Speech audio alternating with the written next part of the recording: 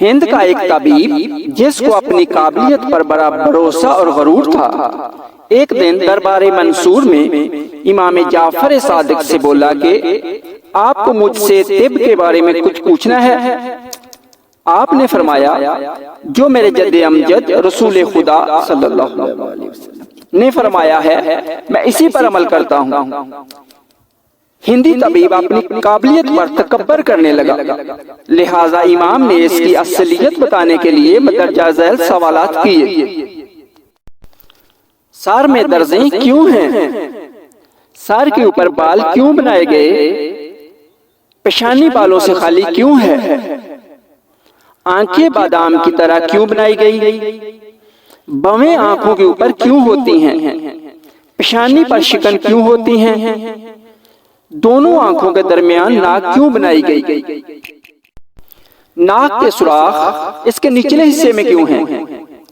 لب اور مونچھیں منہ کے اوپر کیوں بنائی گئی ہیں؟ دانتوں کو تیز، داروں کو چوڑا اور کونچلوں کو لمبا کیوں بنایا گیا؟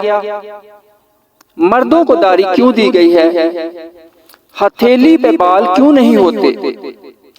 ناخن اور بال بے جان کیوں ہوتے ہیں؟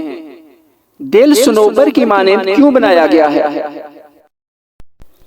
پھیپھڑوں کو دو حصوں میں بانٹ کر دونوں کی حرکت اپنے مقام پر کیوں رکھی گئی ہے؟ جگر کو محدب کیوں بنایا گیا اور گردے کو لوبیا کے دانے کی شکل کیوں دی گئی؟ گھٹنے کا جوڑ پیچھے کیوں نہیں مڑتا؟ تلوے کو خالی کیوں رکھا گیا؟ آنسو اور رطوبتوں کی جگہ سر میں کیوں ہے؟ جب طب ہندی جواب دینے سے عاجز رہ گیا تو اس نے کہا، ان سوالات کے جوابات آپ ہی ارشاد فرمائیے۔ سر میں درزیں کیوں ہیں؟ فرمایا، سر میں درزیں یا جوڑ ہیں کیونکہ عضو مجوف اگر بغیر فصل کے ہو تو درد تیزی سے اس کی طرف آئے گا، اور اگر الگ الگ رہیں تو درد دور رہے گا۔ سر پر بال کیوں ہیں؟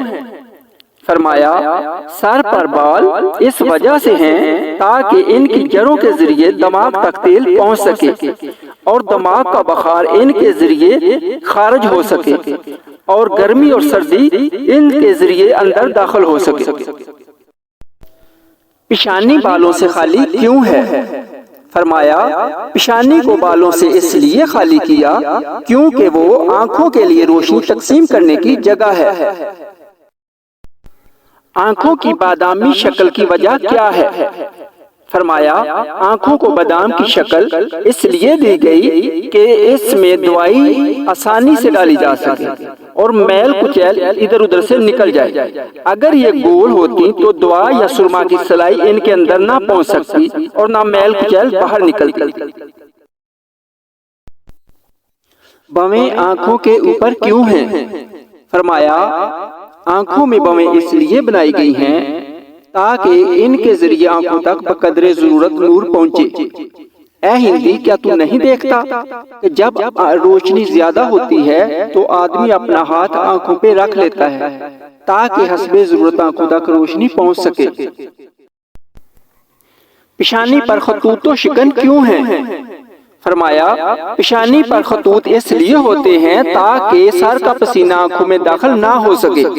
یہ نہروں کی مانند ہیں جو پانی کو روک سکتی ہیں۔